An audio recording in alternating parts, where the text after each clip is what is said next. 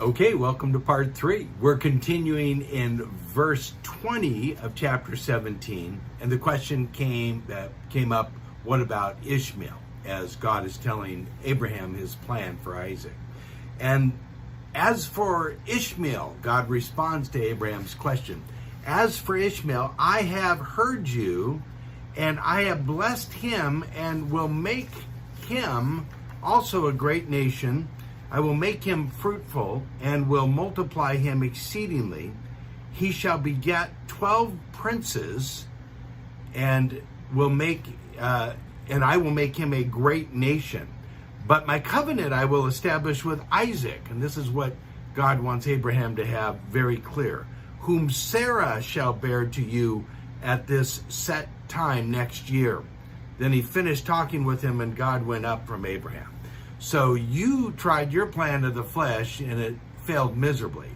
I'm cleaning that up, or I'm covering that, but I'm establishing an everlasting covenant with the child of promise, the child of the Spirit, not the child of the flesh.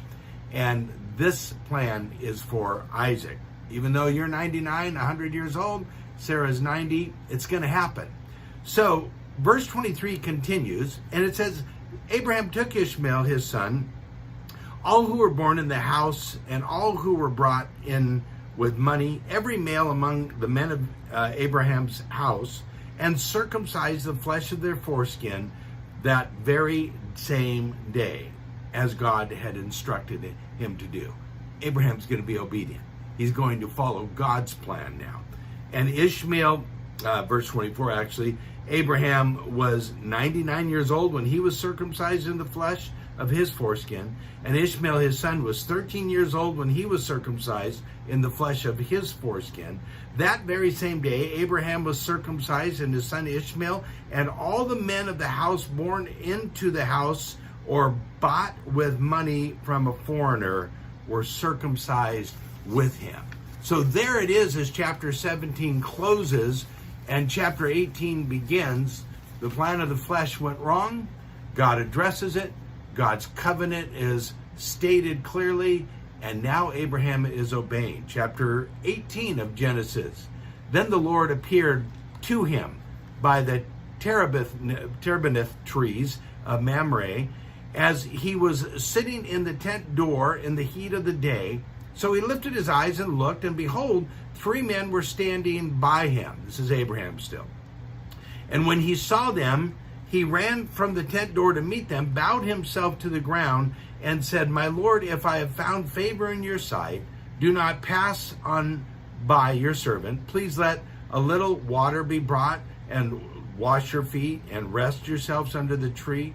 And I will bring a morsel of bread, and you may refresh your hearts. After that you may pass, inasmuch as you have come to your servant. And they said, Do as you have said. Go ahead. So Abraham hurried into the tent and said, Quickly make 3 measures, listen to the instruction here, 3 measures of fine meal, and knead it, and make cakes. And Abraham ran to the herd, took a tender and good calf, gave it to a young man, and hastened to prepare it. So he took butter and milk and the calf, which he had prepared, and set it before them, and stood by them under the tree as they ate and refreshed themselves. Then they said, Where is Sarah, your wife? And he said, Here in the tent. And he said, I will certainly return to you according to the time of life. And behold, Sarah, your wife, will have a son. Remember, she's inside the tent. And Sarah was listening in the door of the tent and was behind Abraham. So she's hearing this. And now Abraham and Sarah were old, they're advanced in age, and Sarah had passed the age of childbearing. So she's hearing this news, knowing she's past that age. Therefore Sarah, verse 12, laughed within herself, and after I have grown old, shall I pleasure my Lord being old also? Shall I bring a child into the world when I am this old? So she laughs at the idea. She laughs at the thought or the concept of it all.